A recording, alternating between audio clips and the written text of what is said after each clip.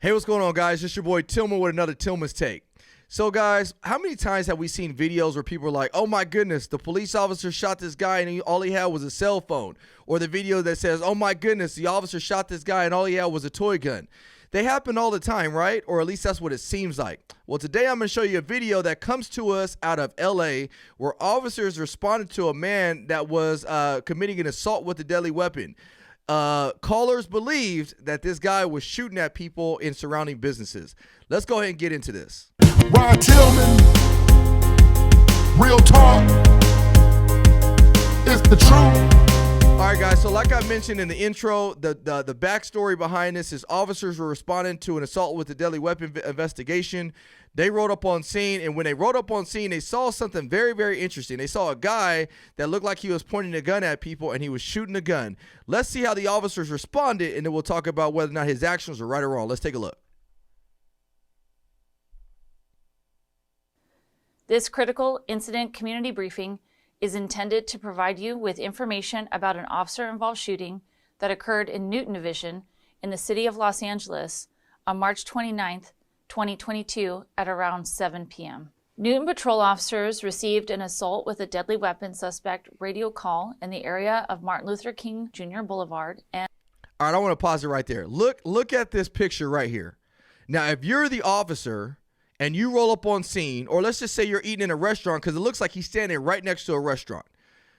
By the looks of it, it looks like a guy does legitimately have a gun.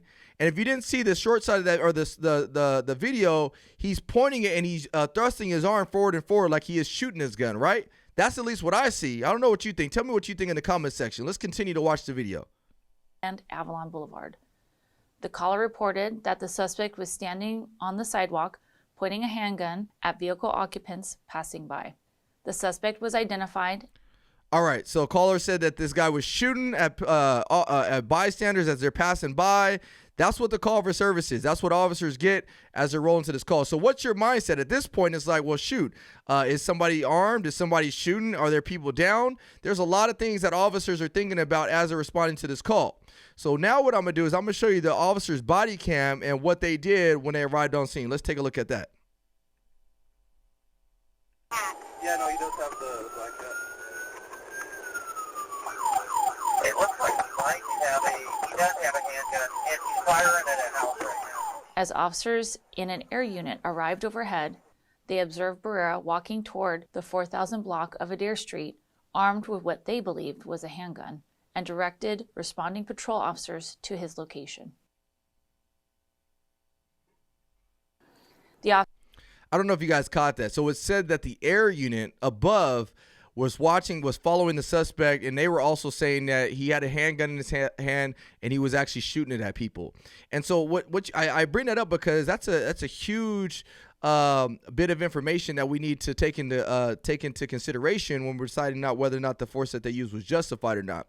We utilize helicopters all the time. They're our eye in the sky, and they provide valuable information. So, and if you guys aren't aware, these helicopters have some crazy good cameras. Like, these cameras are really, really good. They can see all the way down to the license plate on a person's car.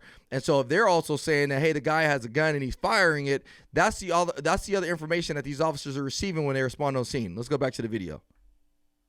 Officers exited their vehicle, and an officer-involved shooting occurred.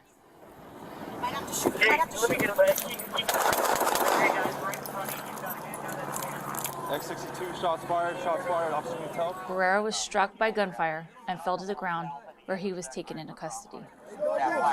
Arrest him. Ready, push. All right, so they took him into custody. The suspect, I believe, ends up surviving this encounter.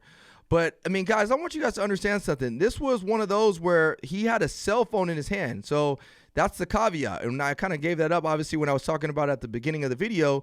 He had a cell phone in his hand. I'm going to go back to the picture where we see this image right here. If you see that image and you're just somebody driving by, you might assume that guy had a gun as well. And so there can be so much backlash of saying, oh, the officers just shot a guy with a cell phone. Let's paint this picture real quick. Imagine having not seen this video, and imagine just reading the newspaper article or the headline that said, officers shoot man that was holding a cell phone. It sounds terrible, right? It sounds absolutely terrible. But when you see this image, it makes sense. It makes you realize, oh, I could understand why they shot this man, because he was making the image, or that he was trying to portray that he had a firearm in his hand.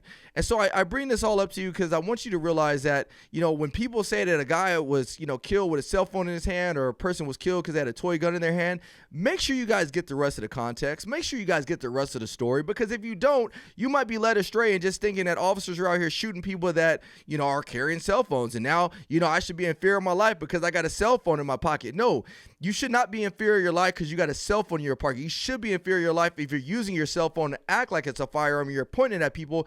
Then you should be in fear of your life, because now other people might assume you as well are carrying a firearm. So with that being said, guys, I hope y'all learned something from this.